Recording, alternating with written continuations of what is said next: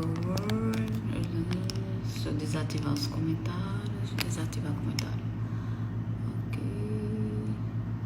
Olá, pessoas. Bom dia, boa tarde, boa noite.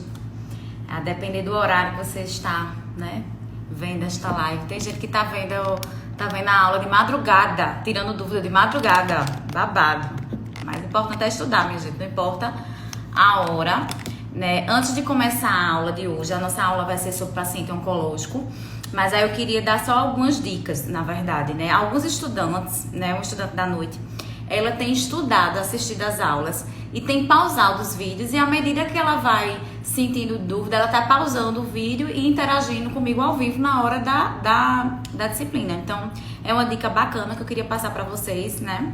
De repente pode ser interessante. A outra coisa também é em relação ao copia e cola de prova. Minha gente, paciência, né? Não tem o que fazer, né? Então, agora, cabe ao estudante, né? Porque às vezes a pessoa faz isso pensando que tá ajudando o colega, mas não tá. Porque além de você tá contribuindo, né, para a formação de um péssimo profissional, né, você também vai ter prejuízos na hora do estágio, porque a gente sabe que é por nota, né, a colocação do estágio. Às vezes a pessoa vai para um lugar bem ruim, né, porque por nota a pessoa não conseguiu atingir. Então é importante que vocês tenham esse... Assim, né, o que eu digo, o estudo à distância, a gente conta muito com a lealdade de vocês. Então é a consciência de cada um, paciência, tá? Então... E é isso que eu tô falando pra vocês. E o mais importante de tudo é o aprendizagem. Então, foque no aprendizagem. Então, se você aprende daquela forma, naquela metodologia, me procura no direct, professora, tô tendo dificuldade com essa metodologia, vamos fazer diferente, não tá dando certo. Me procura, que eu acho que o mais importante é a gente se preocupar com a aprendizagem, tá? Então, estou aberta a dicas, às sugestões. Então, me procura, ó, professora, a senhora deu essa dica, mas não tá dando certo pra mim. Então, o importante é que a gente aprenda, né? Não vá pra o estágio defasado, tá? Então, vamos começar a aula de hoje sobre paciente oncológico. Então, vamos lá. Então, basicamente, nós vamos... Deixa eu mostrar aqui pra vocês rapidamente o roteiro. Então, basicamente, a gente vai ver as formas de tratamento. Então, a gente vai ver as formas de tratamento, a intervenção nutricional, né, do paciente, ou seja, como tem que ser a dietoterapia. A gente vai ver também a triagem e a avaliação nutricional desse paciente, né, mas não vai ser muito foco, porque vocês já viram isso em avaliação nutricional. A gente vai ver as necessidades nutricionais desse paciente e a terapia nutricional desse paciente, tá? Bem como suas orientações, né, o que é que o nutricionista pode fazer, tá? Falando especificamente, né, uma breve introdução sobre o câncer, então, basicamente, a gente tem que saber prioritariamente a definição, né? Então, por definição, a gente vê que é um crescimento desordenado das células, né? Então, por exemplo, aqui, você tá vendo aqui as células, aqui tem várias células normais, aqui é uma única célula, e aí essa célula, ela vai o quê? Se multiplicar, né? E aí, o que seria, por definição, o câncer? É quando esta célula aqui, ela vai se multiplicar de maneira o quê? Desordenada. Porque o certo é que essa célula aqui, ela, né, se divida e vai gerar outras células normais. Só que o que é que acontece? Quando uma célula ela vai se dividir, né, ou seja, por meiose ou mitose, o que é que vai acontecer? Uma má formação celular, ou seja, ocorreu aqui nesse processo um crescimento desordenado, que aí a gente chama de o quê? Câncer. Então, você vê aqui, a gente tem uma célula normal, porém, essa célula, além dela ter gerado uma célula normal, ela gerou uma célula cancerígena. Então, a gente vê que ocorreu uma enfermidade, né, pelo crescimento desordenado dessa célula, tá? E aí, lembre-se que para essa multiplicação, essa célula vai se multiplicar em outras células, né, normais e não normais, né? Então, a gente tem aqui, para que essa célula, né, cresça de maneira anormal, existe o quê? Os agentes que a gente chama de agentes cancerígenos. O que seriam esses agentes cancerogênicos, né, que a gente chama, né? Basicamente, gente, são alguns fatores que levam ao câncer. Então, pra gente dizer assim, por definir, digamos assim, quais são os fatores, são vários fatores, né? Então, vários fatores podem agir nessa célula de maneira que essa célula acaba se produzindo de uma maneira anormal. Então, quais fatores seriam esses? Gente, em primeiro lugar está a alimentação.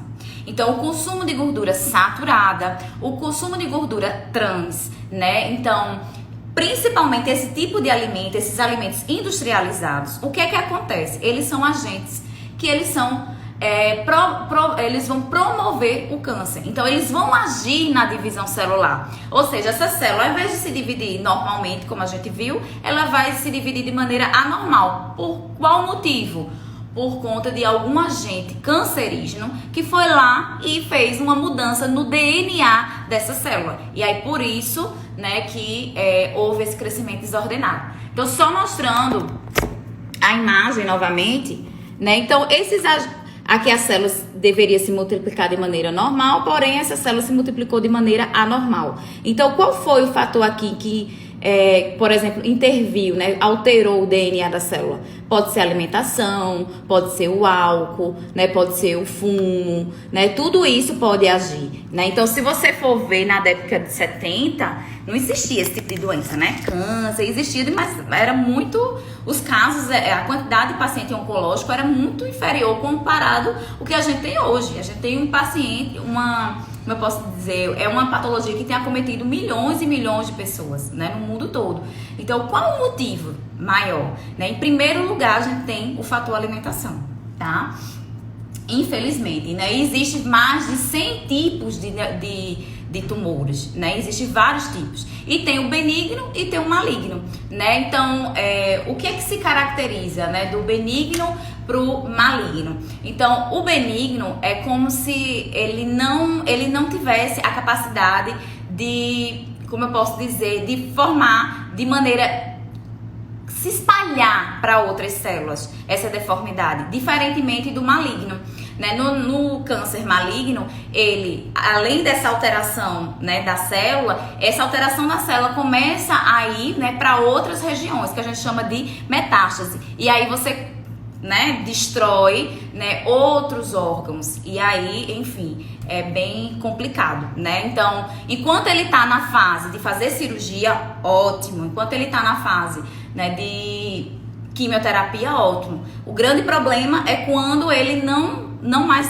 resolve. Então, às vezes eu tenho um paciente que ele começou com um tumor, né, no reto sigmoide, depois se espalhou pro fígado, depois se espalhou pra bexiga, depois se espalhou, enfim, começou a dar uma metástase. E isso é incompatível com a vida e não estava respondendo à quimioterapia.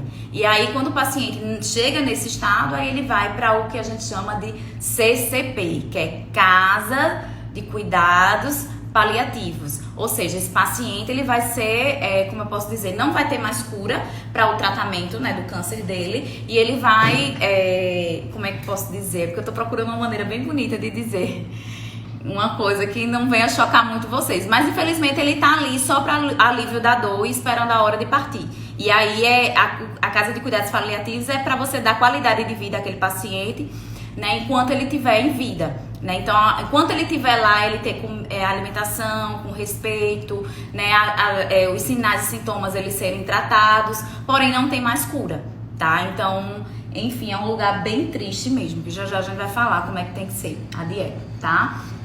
Bom, tem as questões. O câncer pode ser de causa genética? Pode sim, né? Porém, as causas externas, infelizmente, são mais prevalentes, né? Principalmente a alimentação, certo? Por isso que eu digo, tem fatores modificáveis e fatores não modificáveis. Aquele que a gente consegue modificar o quê? A prática de exercício físico, né? Porque reduz radicais livres. Gente, quanto mais radicais livres, mais aquela célula que eu mostrei pra vocês vai se multiplicar de maneira desordenada.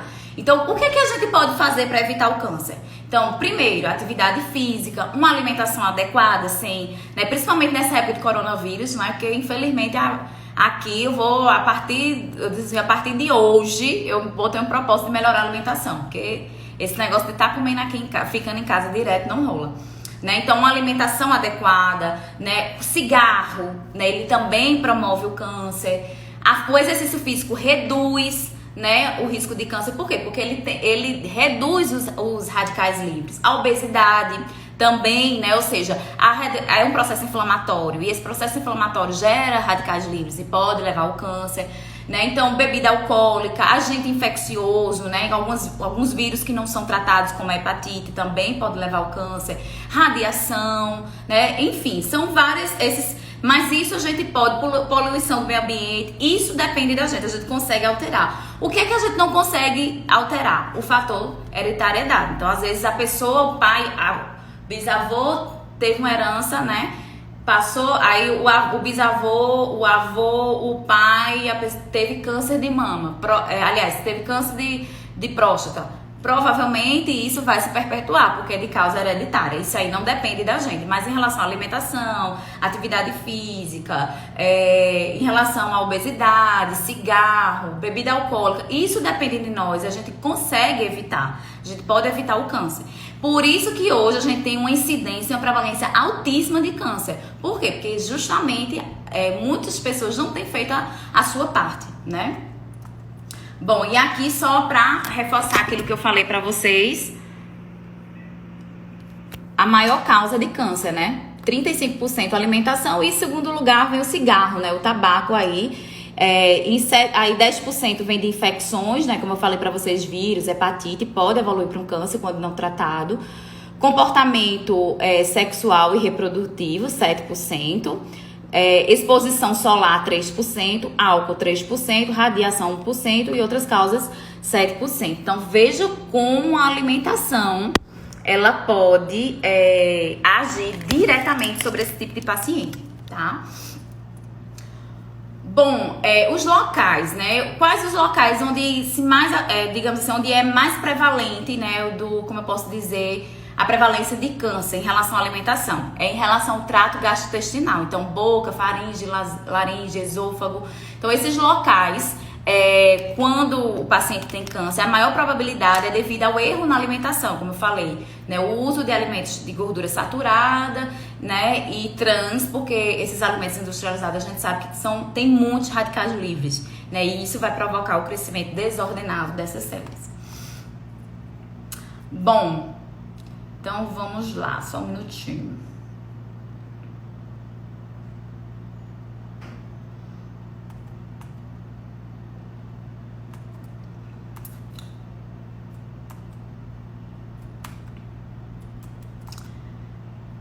Aqui, em relação aos homens, esses dados epidemiológicos são bem interessantes, né? Que mostra que nos homens, né, o câncer mais prevalente, a gente tem o de próstata, e nas mulheres o quê? O de mama, né? Então, ou seja, é bem frequente. Aqui. E aí, gente, estima-se que mais de 20 milhões de casos novos, né, são estimados aí para 2025, ou seja, essa curva, ela só tende a aumentar o número de casos, né, de pessoas com câncer, principalmente, como eu falei para vocês, por conta da má alimentação, tá? Bom, em relação à fisiopatologia, o que é que a gente observa? Eu vou fazer um esqueminha. Por isso que eu gosto de usar o Instra, porque ele me permite eu fazer o uso do quadro. Na verdade, não o uso do quadro, mas o mais próximo possível, tá? Em relação à fisiopatologia, né? O que é que acontece no organismo do paciente oncológico, tá? Só um minuto.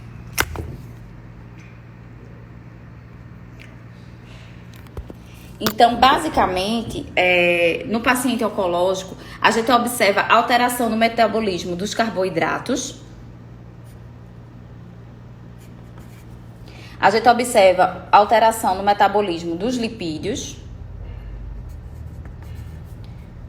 E também das proteínas, tá? Mostro já pra vocês.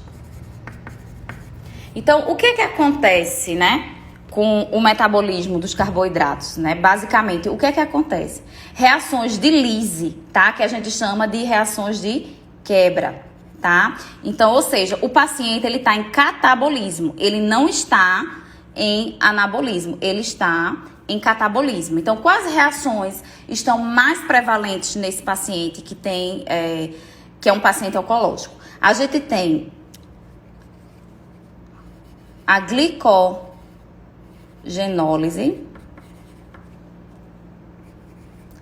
Glicogenólise, ou seja, lise do glicogênio.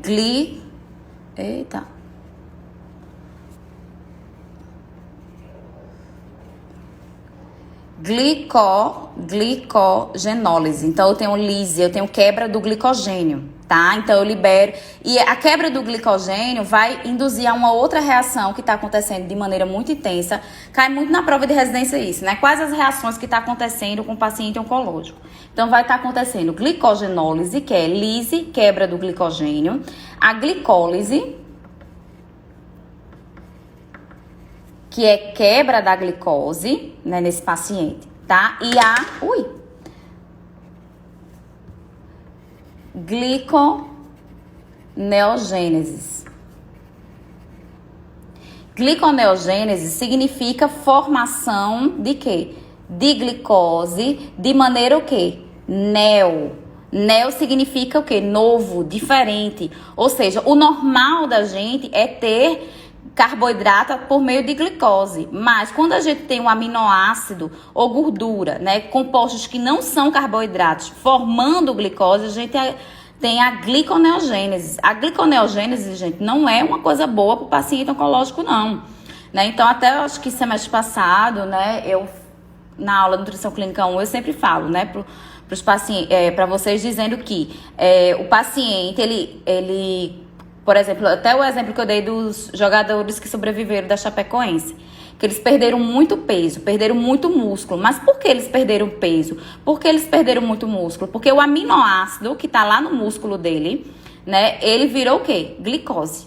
Então, o certo, gente, o certo é o carboidrato, né, através dessas reações aqui, produzir glicose. Mas quando o lipídio, o tecido adiposo e também o aminoácido, ou seja, o aminoácido presente do músculo, gênesis, forma glicose, isso é uma maneira anormal, né? Uma maneira diferente. Por isso que a gente chama de gliconeogênese. É uma forma diferente de formar glicose, através de compostos que não são carboidratos. Então, por isso está acontecendo com o paciente oncológico. Por isso que ele perde muito peso, o paciente oncológico, né? E por isso que a gente vai ter que ter muito cuidado, né? De, se preciso for, até suplementar esse paciente, tá? Se ele não tiver uma boa ingestão por via oral.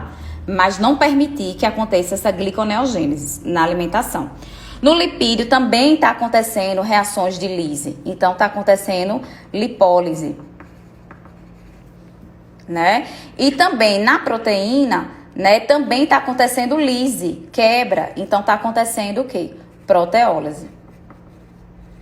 Ou seja, é um paciente extremamente catabólico. Então, a gente vai ver que a dieta dele vai ser hipercalórica. Então, eu vou usar 35 quilocalorias e multiplicar pelo peso, né? Então, é 35 quilocalorias por quilo. Mas por que eu tenho que usar esse valor, né, tão alto? Quilocalorias por quilo. Mas por que eu tenho que usar esse valor? Né? Porque ele está em catabolismo. Ele está de maneira ativa, né? Então, eu tenho que botar uma dieta hipercalórica, certo? Para evitar que ele tenha essa gliconeogênese, lipólise, né, e proteólise, certo? Ok.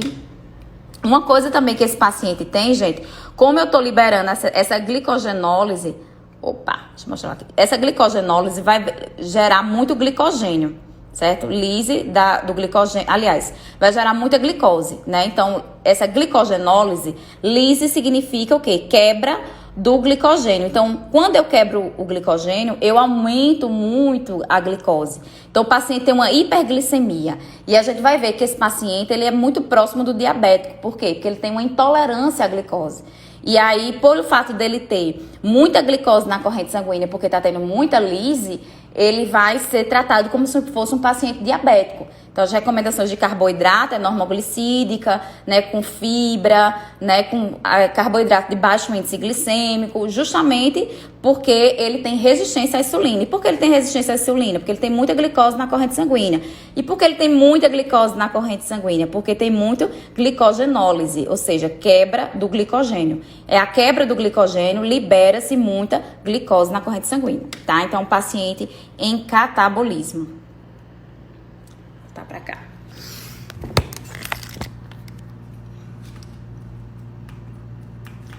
Bom, gente,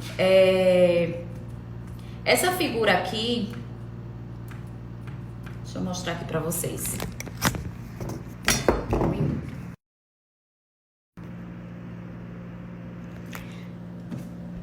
É uma figura de um paciente oncológico, que geralmente, gente, quando ele tá fazendo tratamento, quimioterapia, é muito comum a desnutrição nesses pacientes, né?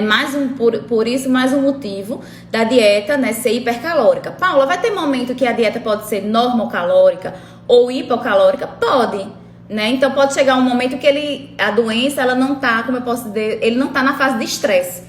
Que às vezes ele tem a doença, mas não tá em catabolismo, tá? E aí você deixaria normo quando ele tá eutrófico, não tá, né, na fase catabólica da doença, mas se ele tá no processo de catabolismo, né, sinal de desnutrição, ele vai ser uma dieta hipercalórica, né? Então, é muito comum durante o tratamento do paciente oncológico a gente encontrar ele nessa situação, né? Mas aí até eu coloquei ali, né? De 40%, né, até 80% dos casos ele chega nessa situação. Mas depois que ele se cura, o que é que acontece com ele? Obesidade, né? Então, quando você vai avaliar essas crianças, esses adultos que foram curados de câncer, tem uma maior propensão para ter obesidade. E por que isso? Porque, gente, vários motivos, né? Então, às vezes o uso, né, de medicamentos dele, né, a base de cortisol, que dá fome, mas não é só isso não. Às vezes o que é que acontece? O paciente oncológico, ele tem uma inapetência alimentar muito grande, né? Então, por exemplo, por mais que ele goste de banana, ele ama banana, adora banana. Só que depois que ele comeu a banana, ele foi fazer quimioterapia. Aí o que é que acontece? Vomitou. Ele teve um episódio médico. Minha gente, ele nunca mais vai querer saber dessa banana. Então, é muito comum lá no hospital a gente, né, tem paciente que a gente já colocou todos os alimentos e ele não aceita mais nenhum. E às vezes alimentos que ele amava, que ele gostava muito, mas ele criou uma aversão por conta de quê? Por conta que ele vomitou. Então, ele acaba criando o que a gente chama de memória associativa. Acho que vocês aprenderam isso em fisiologia. Que aí ele tem e isso tem muito no paciente oncológico. E aí, o que é que acontece muito na clínica, minha gente? Às vezes a gente libera sorvete. Não uma vez eu tirei férias de uma amiga minha, Ju, que é lá do IMIP, e a gente não fala isso com alegria, não. Mas o paciente não tá comendo nada o dia todo. Tá no processo de desnutrição, né? Catabólico. E aí, o que é que acontece? Ele não tá comendo nada. Nesse paciente, se ele continuar assim, ele vai morrer. Então, o que é que a gente faz? Ele tá com gliconeogênese, perdendo músculo, perdendo peso. O que é que a gente faz? A gente libera alimentos. Muitas vezes eu libero miojo, tá? Com o coração partido, mas eu faço isso. Às vezes tinha um adolescente de 16 anos, ele não comia nada. A única coisa que ele pedia pra mim era miojo, né? E quando tá em cuidados paliativos, que realmente não tem mais cura, que a gente fica lá só tratando até a morte dele, aí é que é pior. Que aí às vezes teve uma paciente que me pediu coxinha e Coca-Cola. Ela já estava em fase terminal, 3 dias depois ela faleceu. Tu acha que eu vou negar uma coxinha e uma coca para esse paciente? Não vou, tá? Então lá nessa clínica, por isso que eu digo, às vezes um estudante vai fazer estágio e ele é fora da realidade. Porque ele acha que o que vai acontecer na clínica oncológica se aplica para todas as clínicas. E aí ele cai do cavalo. Porque na clínica ele fez, não, a gente tem mais opções de suplemento, a gente tem mais opções de lanches. Então a gente tem uma copa muito mais equipada, a gente tem um micro-ondas, tem um fogão só para eles, então a gente tem várias regalias que as outras clínicas não têm. Então, por exemplo, eu não ia liberar na clínica médica, que trata as outras patologias, eu não ia liberar nunca no Brasil, você vai ver Paula liberando Coca-Cola com coxinhas, jamais. Mas você tá numa clínica oncológica, você tem que ter um olhar, né, como eu sempre falo pra vocês, de humanização. Esse paciente não tá comendo nada, então ele precisa ingerir algum tipo de energia. E aí, muitas vezes, essa energia que eu falei pra vocês, miojo, né, então eles têm aí eu converso com eles pra tirar, pra não usar, né, o sachê, que, enfim, tem muito sódio, né, mas às vezes ele pizza, né, então, Ju mesmo, ela trabalha comigo, dá aula comigo lá na FPS. E aí ela dá aula de bioquímica lá. E aí ela conversando com ela no carro e ela... Eita, minha paciente agora acabou de mandar uma mensagem pra mim pedindo uma pizza. E muitas vezes os profissionais tiram dinheiro do bolso deles mesmo, porque isso não tem no hospital, né, pizza. para pagar para o paciente ingerir os alimentos, tá? Enfim, é o que eu digo para vocês. O importante é que esse paciente ele venha ingerir os alimentos, tá? Então, por isso que o que acontece? A pessoa fica, né, liberando comida à torta e à direita. Quando ele se tratar, ele for curado, o que é que vai acontecer com ele? O paladar dele vai estar acostumado com esse tipo de alimentos, né, que eu falei para vocês, hipercalóricos. E aí ele fica obeso. Tá? Então, já teve um estudo, uma residente lá do IMIP, ela fez um estudo só com esses pacientes que foram curados e foi ver o estado nutricional. Todos eles estavam com obesidade, justamente por conta da má alimentação. Então, claro, gente, que no começo eu tento dar alimentos saudáveis, principalmente que ele começou a quimioterapia agora. Então, não tem justificativa, tem uma gama de opções. Mas, sei lá, ele fez 12 sessões de quimioterapia, ele não aguenta mais nem ver o cardápio, já mudou tudo. Aí, infelizmente, a gente vai sair liberando pizza, miojo, né, sorvete, e é o que tem muito, né, todinho na clínica na clínica oncológica. Tem muito sorvete, porque eles têm mucosite, que é aquelas feridinhas na boca, e isso arde pra caramba, né? Isso queima pra caramba. E aí o que a gente faz? A gente coloca dieta pastosa e também sorvete, porque esses alimentos gelados vão dar uma aliviada, né, nos sintomas aí de dor em relação à mucosite que eles têm. Então eles pedem muito sorvete, milkshake. Então assim, tem um milkshake mesmo que é assim, um copo desse tamanho, tá, minha gente? Isso aqui, ó, milkshake. Aqueles copos descartáveis, tem aqueles copinhos descartáveis, né, de 180 ml. Tem um milkshake lá no IMIP que é 1000 calorias aquilo ali. Então eles batem bolacha, Neston, farinha láctea, tudo dentro de um milkshake. Então, por quê? Porque esse paciente, quando ele come pouco, né? E ele precisa de muita energia, como a gente viu. Então, o pouco que ele comer, a gente tem que concentrar esses alimentos. Então, de manhã vai muito milkshake. E aí, tem um estagiário lá, que a gente tem que fazer a prova, né? Às vezes, né? Eu mesmo não faço mais, não. Digo logo, eu confio lá. Enfim, aí ela fez, Dona Paula, olha a prova. Aí o estudante tava lá e disse, não, eu faço a prova, faça. E aí ele tomou, né? Ele, menino, que delícia esse milkshake. Aí tinha lá Nescau, Neston, farinha láctea, biscoito maisena, isso tudo batido no liquidificador. Leite fortificado, Sustém, Sustap. Até se você passar na hora, você entra no liquidificador, bate e deu 1000 calorias. A gente faz uma receita no sentido de bater 1000 calorias. E aí, resumindo a história, né? E Suri também, que ganha em torno de 1 quilo por semana, né? Que é um suplemento. Enfim, ele ingeriu. Aí, quando eu disse pra ele, tu acabou de tomar 1000 calorias, o menino quase enlouqueceu. Professora, meu Deus! Eu tenho, né? Quanto tempo eu tenho que ficar na academia? Meu Deus do céu, é muita calorias. E isso acontece na clínica oncológica. Então, a gente tem que orientar para os nossos pacientes oncológicos. Né? Então, eu tô com um paciente que também tá com tumor de reto, com metástase pro fígado e deu pra bexiga também, né? Mas ainda dele não se espalhou, ainda dá pra fazer quimioterapia, dá pra fazer tratamento, ainda tem chance de cura, por isso que ele não foi pra cuidados paliativos ainda. E aí as orientações que eu dei pra ele na hora do café da manhã, você tem que concentrar, né? Então, com milkshakes, fazendo uma papa concentrada, né? Colocar esses leite fortificado, colocar esses suplementos. Se não tem suplemento, é o que eu digo, bota Sustém, bota farinha láctea, Neston. Eu mando ele comprar várias farinhas para que ele fique variando, para não ficar enjoado, né? Então, o uso do azeite na salada, na sopa. Mas assim, nem sempre ele tem condições de comprar azeite, né? Lá no IMIP, às vezes eu tenho que indicar óleo de cozinha mesmo, para ele ganhar mais, para ficar a dieta mais hipercalórica. Colocar creme de leite na carne. Eu sei que às vezes, eu acho que só ele que quer ganhar peso agora, né? Então, pega a carne dele, separa e coloca creme de leite. Então, geleia de mocotó para passar no pão. Então, vários alimentos hipercalóricos, né? Manga, uva, né? Alimentos que têm uma grande quantidade de calorias. Eu sempre digo, quando você for comer um mamão, ou for ingerir uma banana, nunca coma só a banana. Tem aquela comida de menino pequeno, bota lá leite, bota lá açúcar, bota Neston, bota farinha láctea, bota aveia.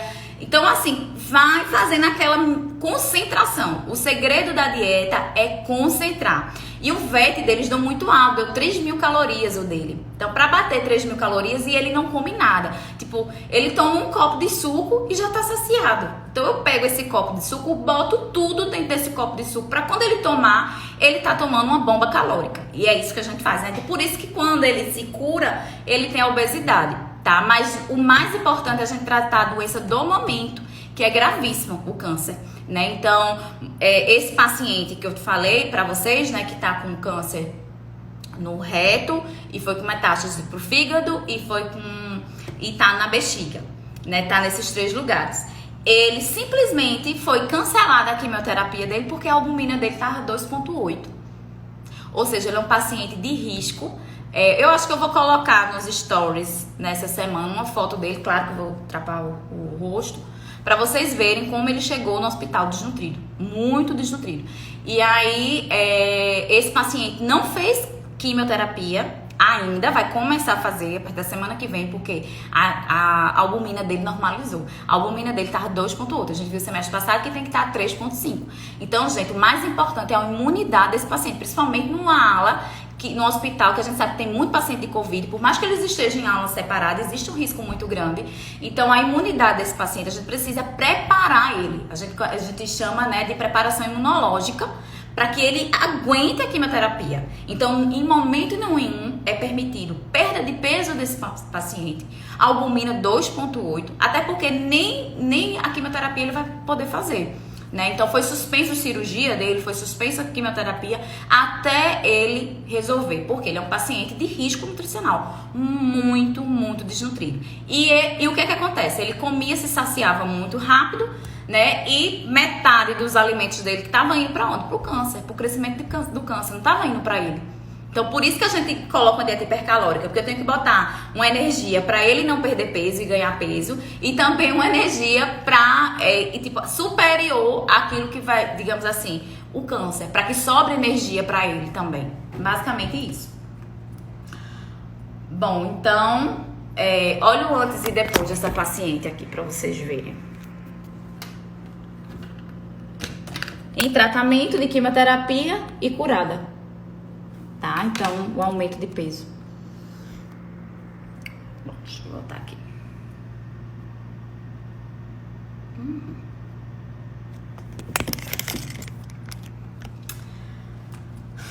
Bom, como é feito o tratamento? Então, primeiro é feita a cirurgia, tá? Então, como a gente estudou na última aula, por exemplo, a gente falou sobre esofagectomia. A gente falou sobre gastrectomia, Beroth 1, Beroth 2, né, gastrectomia total. Então, essas cirurgias é por conta do câncer. Então, primeira coisa, vou dar um exemplo aqui, câncer no esôfago. A primeira coisa, ele ir para a cirúrgica e ele vai retirar essa parte que tem o tumor. Então, ele vai lá, retira, tá? Para depois fazer o quê? Quimioterapia, tá? Ou seja, Paula, mas não já tirou a região onde tinha todo o câncer? Mas aí você tem que fazer a quimioterapia para garantir que esse paciente ele não vai ter um retorno, esse câncer não vai retornar. Então tem que ter esse muito cuidado. Esse paciente especificamente, ele não fez cirurgia e vai fazer quimio primeiro para depois fazer cirurgia. Por quê? Porque às vezes, por exemplo, quando o câncer está muito avançado em metástase, né? Então não é compatível com a vida. Então, por exemplo, digamos, atualmente, se esse paciente fizesse a cirurgia, ele ia perder o reto, ele ia perder o sigmoide, ele ia perder metade do fígado. Alguém vive com metade do fígado? Não. E ele ia perder a bexiga. Então, isso é incompatível com a vida. Então, se ele fizesse cirurgia hoje, ele ia morrer, né? Até porque ele tá com a albumina 2,8, nenhum médico é doido de fazer uma cirurgia dessa, porque não vai cicatrizar. Então, por isso que ele faz uma imunoterapia antes, né, nutricional, para poder fazer esse tratamento. Como eu falei pra vocês, a gente calcula a dieta, bota a energia dele, bate tudo, né? Então o que acontece? Ele vai fazer a químio primeiro, para depois, a químio, né, vai reduzir o tamanho do câncer, para depois fazer a cirurgia. Mas quando o câncer ele é descoberto no início, top, porque faz a cirurgia no local, retira aquela parte que encontrou o câncer e depois faz a quimioterapia para, como eu posso dizer, garantir. Paula, iodoterapia, tá? Então, tem uma residente, né, que ela se destacou muito lá no IMIP em relação à iodoterapia. E aí, o que acontece? Até a equipe da iodoterapia contratou ela, porque assim, como ela foi uma boa residente, o IMIP contratou ela como nutricionista, hoje ela é nutricionista, não é mais residente, ela é preceptora do IMIP, e a equipe que ela fez o R2 dela, a monografia dela, contratou ela para trabalhar no consultório com eles, tá? Minha gente, olha, esse negócio de fazer amizade nos consultórios com médico, indicação, é tudo, viu? E aí a equipe médica gostou muito dela, né? E aí precisava de um nutricionista para iodoterapia, e aí meio que hoje ela trabalha, tem 2 empregos, ela trabalha tanto no IMIP com iodoterapia, como também com essa equipe no particular, né? Com essa clínica, foi contratada por essa clínica. E aí, gente, o que seria essa iodoterapia? Então, você vai tirar todo o iodo do paciente, você vai pegar o cardápio, e outro, não é para todo tipo de câncer. Geralmente, o que eu falei para vocês é o quê? O tratamento do câncer é o quê? Faz a cirurgia, depois a quimioterapia. A iodoterapia é justamente para o câncer de tireoide, não é para todo câncer, não. É nos casos de câncer na tireoide. E aí, o que acontece? Você vai tirar todo o iodo desse paciente. Uma vez um estudante trouxe para mim um cardápio de iodoterapia, que a parente dela estava fazendo iodoterapia, que eu boto assim entre aspas, porque no cardápio tinha mais iodo do que você imagina, tá? Então, o cardápio tinha ovo, tinha leite, eu digo, meu Deus, é iodoterapia, né? O que tinha de iodo, peixes, né, de água salgada, esses alimentos. Onde é que você encontra muito iodo? Então, todos os alimentos, ovo, leite e peixes de água salgada, que são as principais fontes de iodo, tava lá, né, nesse cardápio. Eu disse, olha, minha filha, essa paciente aqui tá fazendo tudo menos iodoterapia. Então, resumindo, o que é essa iodoterapia? O nutricionista vai fazer um cardápio que ele vai tirar o iodo da dieta. E aí, gente, cuidado com o sal, porque todo sal, ele é o quê? Iodado. O sal desse paciente você pode fazer sem iodo, manipulado na farmácia. Mas o iodo, o sal aqui, mas é o sal rosa, é o sal do Himalaia, o sal hipossódico, o sal de potássio, o sal de escambau. Não importa, todo o sal para consumo humano, ele é iodado. Então, ele não vai poder. Então, e aí entra essa questão dos industrializados. Então, essa sardinha industrializada, biscoito, essas coisas, nem se fala que o paciente não vai poder ingerir alimentos industrializados, porque também tem sódio, tem sal, e esse sal da gente, ele é iodado. Então, o que tinha de alimento industrializado no cardápio, né? Tinha lá barrinha de cereal, tinha assim, biscoito, não sei o que. Uns biscoitos, mas é biscoito, eu não lembro, Nefite, sódio do mesmo jeito. Então, assim, tem iodo do mesmo jeito. Então, a última coisa que ela tá fazendo é iodo. Então, como eu falei pra vocês, a iodoterapia é você retirar o iodo do paciente, você faz um cardápio sem iodo. E aí, o que é que vai acontecer? O paciente, ele vai começar a querer, a tireoide desse paciente, ele vai ter uma necessidade maior de iodo, né? Então, por exemplo, na fisiologia, eu acho que vocês estudaram isso, eu acho que também vocês estudaram isso em NND. Vocês falaram de pica-malácia, né? Já ouviram falar? Quer dizer, pica-malácia é quando a gestante, ela, por exemplo, tem um desejo de comer substâncias estranhas, né? Substâncias tóxicas. Por exemplo, terra, né? Barro, tijolo, gelo, parede. Então, por exemplo, uma gestante que tem deficiência de cálcio, o que é que ela vai querer comer? Parede. Uma paciente que tem deficiência de ferro, o que é que vai gerar nela? Uma predisposição de querer o quê?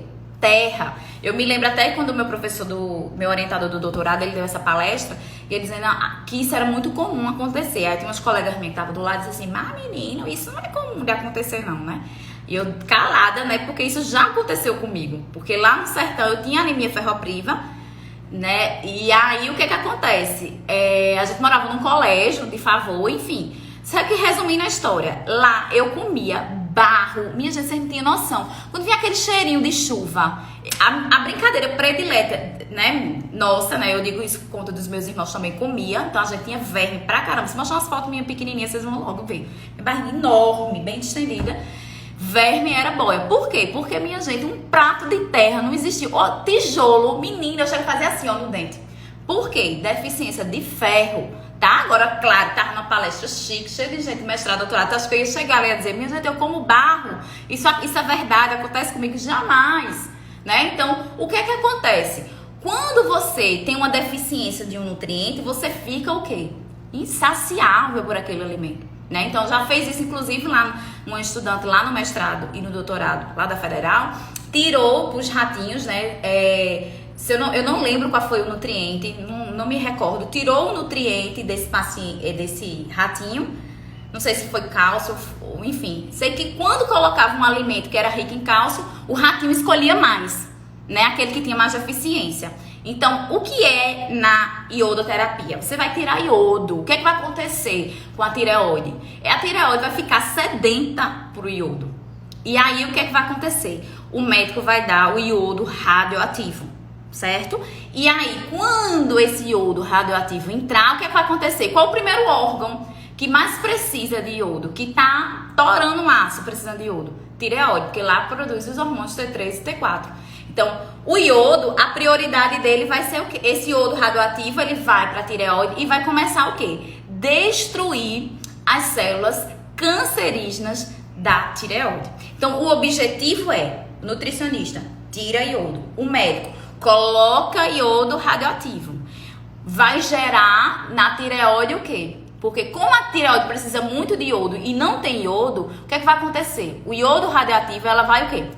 Captar rapidamente as células, vai captar rápido esse iodo radioativo e vai o quê? Destruir essas células cancerígenas da tireoide. Então, isso é iodoterapia. Aí, veja, trazendo o exemplo dessa estudante que trouxe esse cardápio que não tem iodoterapia, porque lá tem os alimentos ricos em iodo. Tava lá leite, tá lá ovo, peixes, de água doce, tudo bem, mas peixe, né, de água salgada, tudo bem, tá lá. O que é que acontece? Essa tireoide, ela vai ter muito iodo, certo? Quando o médico colocar o iodo radioativo, ela vai querer pegar esse iodo radioativo? Não. Isso aí pode ir para outros órgãos e destruir outros órgãos. Então, ou seja, além de não tratar, né, o câncer da tireoide, ele ainda pode prejudicar, tá? Porque você está ingerindo uma coisa radioativa com uma finalidade que está sendo desviada, tá? Então, basicamente é isso. Então, o tratamento paciente oncológico é cirurgia e quimioterapia. E no caso do paciente que tem câncer na tireoide, ele vai fazer iodoterapia, tá? Então, geralmente na prova de residência, gente, cai muito assim, quais os alimentos ricos em iodo, da iodoterapia, meio que para que você consiga, né, destrinchar isso, certo? Bom, gente, uma coisa muito importante, assim, que eu nem vou bater muito nessa tecla, porque isso é coisa do semestre passado, que é em relação à triagem nutricional. Então, a primeira coisa que esse paciente chega, a gente vai fazer uma triagem nutricional, que é, vocês o ano passado usaram o NRS, lembram? Nos casos clínicos de vocês, NRS, ponto. Só que a gente não usa NRS para o paciente oncológico, a gente usa o ASG PPP, tá? Que a gente diz assim, que é avaliação subjetiva global preenchida pelo próprio paciente. Então lá você vai encontrar, você vai praticamente encontrar 8 quadrinhos. Os 4 primeiros quadrinhos, quem preenche é o quê? O paciente. Então ele vai dizer lá se teve náuseas, vômito, diarreia, ele que vai preencher. E os outros 4 quadrinhos embaixo, os 4 últimos quadrinhos de baixo é o nutricionista. Então tem um nome bem grande lá, nutricionista, que vai preencher. Enfim, e aí se esse score é superior a 3, né, esse paciente é de risco nutricional. E você vai ter que visitar todos os dias de manhã esse paciente para saber se em relação à alimentação, né, se ele tem mucosite, né, essas feridinhas na boca, se ele tá vomitando, com náuseas, vômitos. Porque se ele tiver com náuseas e vômitos, você vai ter que botar gengibre para ele, né, colocar alimentos na temperatura gelada, como a gente discutiu na aula passada, porque reduz náuseas e vômitos, né, por inativar o nervo vago.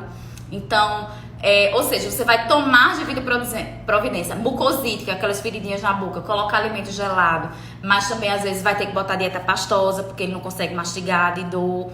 Então, imagina uma pessoa com uma criança ou um adulto com mucosite, porque depois da quimioterapia pipoca aqui, de feridinha na boca, cheio de mucosite. Imagina tu colocar uma dieta sem ser SIG. sem irritante gástrico. Aí bota café, sal, né, suco cítrico, arde pra caramba. Então, nessa situação, você bota SIG, sem irritante gástrico. Então, ou seja, esse paciente, você usa esse ASG, PPP. Se ele der risco nutricional, você tem que visitar todo dia, porque todo dia ele pode ter uma micosite, ele pode ter uma diarreia, e aí diarreia vai ter que tirar lactose. Enfim, você vai tratar separadamente, tá? Minha alergia nunca mais tinha atacado. Tá? Deixa eu mostrar aqui pra vocês. Esse MAM aqui a gente usa para idoso, tá? Tem o NRS, isso aqui tudinho você pode usar, sabe, gente? Mas assim, não é o mais apropriado. O mais apropriado para criança é o Strong Kids. Se você digitar no celular Strong Kids para aplicativo, tem um aplicativo que tem esse formulário. Só são 5 perguntas. Esse aqui é o... Só antes de falar dele, desse Strong Kids, foi criado pela ESPEN, ele é o mais utilizado para criança. Então, se você está atendendo um paciente oncológico, né, e for criança, você pode usar esse Strong Kids. Então, para que serve, né, esse risco nutricional? É para você saber se esse paciente tem um risco de desnutrição ou não, tá? E aí, para criança, é bom usar esse Strong Kids. Você digita no aplicativo do celular, você consegue achar um aplicativo. Eu acho isso aí uma benção, porque isso aí na emergência eu passava, quando eu fazia a mão, né, demora mais. Então eu passava o quê? Uma manhã inteira, não tinha conseguido nem fazer a triagem de metade das crianças. E aí esse aplicativo você sai colocando a doença que o paciente tem, se ele tem náuseas, diarreia, se está se alimentando bem, quantos por cento. E aí no final, quando você responde essas perguntas, você gera um score. E aí esse score maior que 3, né, score de 3, 4, 5, significa que ele é de risco para desnutrição e que você tem que visitar essa criança todos os dias, fazer acompanhamento nutricional, tá? Agora, adulto é aquele que eu falei pra vocês, ASG, PPP, que as perguntas são as mesmas do NRS, só que quem vai preencher é o quê? O paciente, e uma parte menor, o nutricionista, certo?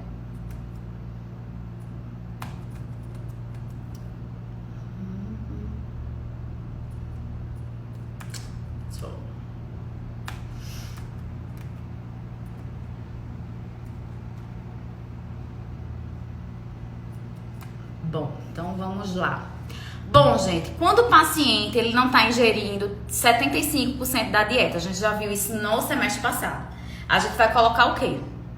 Suplemento, tá? Então, é importantíssimo o uso de suplemento. Daqui a pouco eu vou falar até da quantidade de glutamina. Então, às vezes a gente faz uso para esse paciente de quê? De glutamina, de Ensure, né, para esse paciente. Por quê? Porque ele não está ingerindo 75%, ele só está ingerindo 75% da alimentação. O certo é ele ingerir 100. E como é que eu completo esses 100?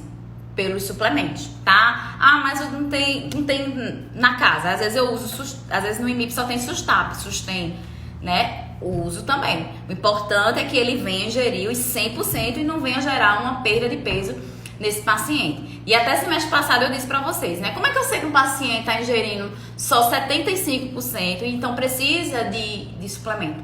É só você lembrar daqueles valores em percentuais de NND. Então, um de jejum, por exemplo, e jantar tem o quê? 25%. Então, se ele diz que não tá fazendo o de jejum, é porque ele só tá ingerindo 75%. Ah, eu tô comendo tudo, mas o jantar eu não como não. E nem a ceia. A ceia, os lanches tem 5%. Jantar tem 25%. Então, ao todo, dá 30%. Então, esse paciente já era para ter colocado suplemento alimentar. Detalhe, praticamente todos, quando eu fui tirar férias de Ju lá no IMIP, todos os pacientes oncológicos, todos estavam com suplementos, porque todos tinham aversão alimentar. Né? Então, já tinha mudado de tudo o cardápio e não adiantava, continuava sem aceitar. Por conta justamente daquela memória, como eu falei pra vocês, aquela memória de aversão. Muito comum também, gente, nesses pacientes, ter o que a gente chama de comfort food. Vocês já ouviram falar comfort food? Que é você colocar alimentos para esse paciente que tem uma simbologia. Então, às vezes, em nenhuma clínica é permitido trazer alimento externo. Mas no IMIP, na parte de oncologia, algumas exceções são permitidas quando é um comfort food. Ou seja, quando você vai colocar um alimento que vai trazer um conforto emocional. Então, por exemplo, tinha uma paciente lá que ela amava lasanha. Por quê? Porque lasanha representava a união do pai dela e da mãe dela. Então, era um momento de harmonia, que ela ia pra piscina, ela se divertia com os primos. Então, geralmente, quando tinha uma reunião familiar, sempre servia lasanha. Então, ela criou um amor, né, por lasanha. Então, essa lasanha, ela é um comfort food. Então, ela traz uma memória boa. Então, ela tem uma sensação confortável, né? Então, às vezes, ela trouxe, não foi à toa que trouxe só vou lembrar, me dá vontade de chorar. Trouxe essa lasanha pra ela, enfim, aceitou. Porque a gente tinha tentado de tudo. Eu disse, meu Deus do céu, suplemento, nada. Eu disse, não, vai pra sonda. Porque aí você sabe que quando o paciente tá ingerindo, né, abaixo de 60%, a gente indica sonda. E aí, eu disse, não, vai ter que ir pra sonda. Eu disse, o único teste que eu fiz foi no Comfort Food. Quando colocou o Comfort Food, ela conseguiu ingerir, tá? E aí completou o que ela tava, enfim, a energia calórica dela, certo? Bom, então aqui eu acho que é uma das partes mais importantes da aula, que são as recomendações, né, nutricionais, que eu adoro cobrar isso em prova, né? O quanto que a gente deve colocar, né, pro paciente. Então, geralmente aqui, ó, no pré e no pós-operatório, né, então você vai colocar o quê? De 30 a 35, né, quilocalorias por quilo. Lembrando que tem que deixar o paciente com o último, né? Começa pelo mínimo, mas deixa o paciente com o último. 35 e multiplica pelo quê? Peso, tá? Então, em relação a, como eu posso dizer, a proteína, se depende do estresse. Por exemplo, se ele tem estresse grave, ou seja, ele tá com náuseas, ele tá com vômito, ele tá tendo vários sinais, mucosite, né? Então, ele tá com vários sinais, né, de estresse grave. Então, quando ele tá com sinais e sintomas, vocês vão colocar de 1,5 a 2 gramas por quilo de peso de proteína, né? Veja que a dieta, ela é sempre hiperproteica. Por quê? Porque eu vou tratar um paciente que tá em quê? Proteólise, ele tá em quebra de proteína. Então, por isso que eu tenho que dar mais proteína, tá? Agora, se o estresse é moderado, eu tinha uma paciente chamada Montserrat. Montserrat fez quimioterapia, nem um fio de cabelo caiu dela. Ela não teve náusea, ela não teve vômito, ela não teve mucosite, ela não teve nada. Inclusive, eu fui até pro culto de gratidão dela, que ela tava com metástase avançadíssima. E ela não entrou em nenhum estresse, tá? E uma dieta 1,2, por exemplo, no caso de Montserrat, 1,2 e 1,5 gramas por quilo de peso, digamos assim, já seria suficiente, tá? Bom, então isso aqui é em relação ao quê? Ao pré e o pós-operatório. Então, sempre, né, fazer uma dieta hipercalórica, tanto no pré-operatório, porque tem que preparar ele para cirurgia, e no pós-operatório. Agora, teve sepse, né, minha gente? Infecção, para tudo. Infecção, você vai ter que, não pode colocar dieta hipercalórica. A gente viu que isso dá no semestre passado, isso dá uma hiperalimentação, aumenta a produção de CO2 e o paciente morre. Então, se o paciente, ele tem câncer e ele tá com sepse, pelo amor de Jesus Cristo, bota uma dieta, o quê? Hipocalórica ou normocalórica, né? De 20 a 25 quilocalorias por quilo. Gente, é o que a gente discutiu semestre passado. Sepse é uma doença muito, muito, muito grave. É a doença mais grave que a gente tem no hospital, né? Então, e aí o que é que acontece? Por isso que esses pacientes de Covid que estão em UTI, né, são gravíssimos, porque eles estão com um quadro de sepse muito grande. Essa infecção pode ser essa infecção ela pode ser generalizada e dar falência de múltiplos órgãos. Então, é a doença mais grave. Então, quando o paciente é oncológico e ele tem sepse, para tudo, não pode fazer mais quimioterapia. Ponto. O paciente, gente, oncológico, ele é muito sensível, por isso que a gente tem que cuidar muito dessa imunidade dele. Por quê? Porque ele, a qualquer momento, pode parar a quimioterapia, mesmo o câncer estando avançado. Isso é ruim, porque a gente tem um time, né? A gente tem um time, que a gente chama lá muito na clínica, o time cirúrgico. Às vezes ele perde o momento certo, era para fazer cirurgia agora, antes que avance. Mas se ele tiver em sepse, ele não vai poder fazer quimioterapia. Se ele tiver uma IT, que a gente fala, uma diverticulite, por exemplo. Eu tive um paciente que era oncológico, estava fazendo quimio e estava com diverticulite. Parou na hora a quimioterapia. Por quê? Porque essa infecção ela é muito grave. O paciente entra no quadro de infecção, você não vai poder mais botar 30 a 35 quilocalorias. Paula, vamos colocar aqui um paciente que... Esse paciente... vou dar esse exemplo real desse paciente. Do que teve câncer no reto, enfim. Esse paciente, se ele tava na clínica cirúrgica, aí por isso que eu botei 35 e multipliquei pelo peso, que era o pré-operatório, tava preparando ele para aumentar essa albumina. Hipercalórica e hiperproteica. Se tiver um estresse grave, 2 gramas por quilo de peso. Esse paciente tava em estresse grave, tá? Uma desnutrição gravíssima, né? Então, sinal de asa quebrada, enfim, as costelas aparecendo, enfim. Então, nessa situação hipercalórica e hiperproteica, fez a cirurgia, vai para quimioterapia, recomendação muda. Então, no pré e no pós-operatório a gente faz isso, certo? Se for sepse, para tudo, dieta hipocalórica, normocalórica. 25 multiplica pelo peso e a proteína é hiperproteica, né? 1,5, que é a recomendação de sepse, semestre passado. Ele foi para quimioterapia, para tudo. Pronto, atualmente ele tá só ele não fez a cirurgia, como eu falei pra vocês que a cirurgia dele é incompatível com a vida, foi pra quimio. Na quimio, você tem que levar em consideração o quê? O estado nutricional do paciente. Se ele for desnutrido, hipercalórica. Se ele for eutrófico, normocalórica. Se ele for obeso, hipocalórica, tá? Então, deixa eu mostrar aqui pra vocês uma tabela.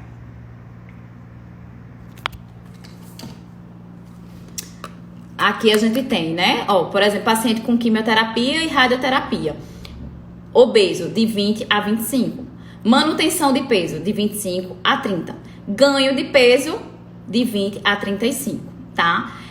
A proteína, né? A gente vai ver que se ele não tiver complicações, sem complicações, como o caso da irmã Monserrat, por exemplo, ela teve de 1 a 1,2 gramas por quilo de peso, certo?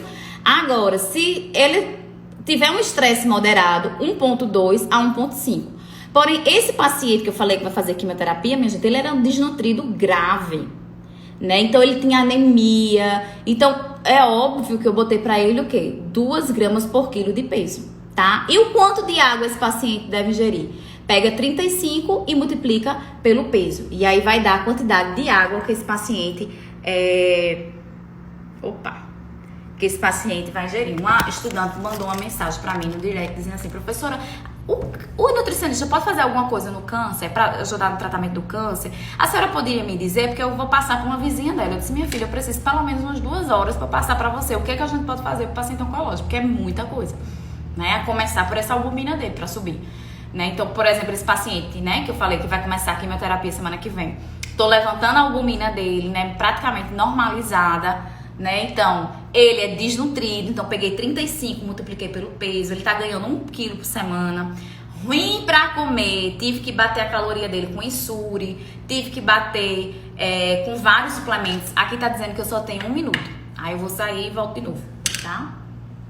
Enfim, tive que botar suplemento, né? Ele é muito pobre, não tinha condições de comprar, né, suplemento. Aí já veio conversar comigo, tive que mudar pra farinha láctea, Neston, aquela parte que eu falei pra vocês, creme de leite, né? Às vezes, eu não gosto de botar leite condensado, mas às vezes eu tenho que fazer isso, né? Então, enfim, o importante é que esse paciente não venha perder peso, tá? Então, ou seja, a energia, como é que calcula o VET do paciente oncológico? Depende, ele tá na cirurgia.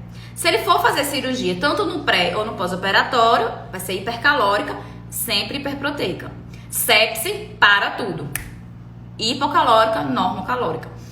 Se ele tá fazendo só a quimioterapia, aí vai ser de acordo com o peso dele, né? Se ele for obeso, aí vai ser de 20 a 25, como eu mostrei pra vocês. Se ele tiver eutrófico de 25 a 30, o IMC da eutrofia. E se ele tiver desnutrido, como é o caso desse paciente que eu tô atendendo, por isso que eu peguei 35 e multipliquei pelo peso. O VET deu 2.800 quilocalorias. E tive que bater com vários brebolts, né? Porque ele não tinha condições, comprou as primeiras latas de Ensure, mas depois não conseguiu, estava muito caro, era R$80, ele não tinha condições.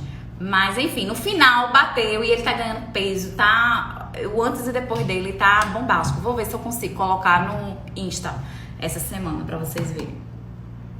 Bom, eu vou desligar aqui porque tá dizendo que eu tenho 10 segundos. Espera aí.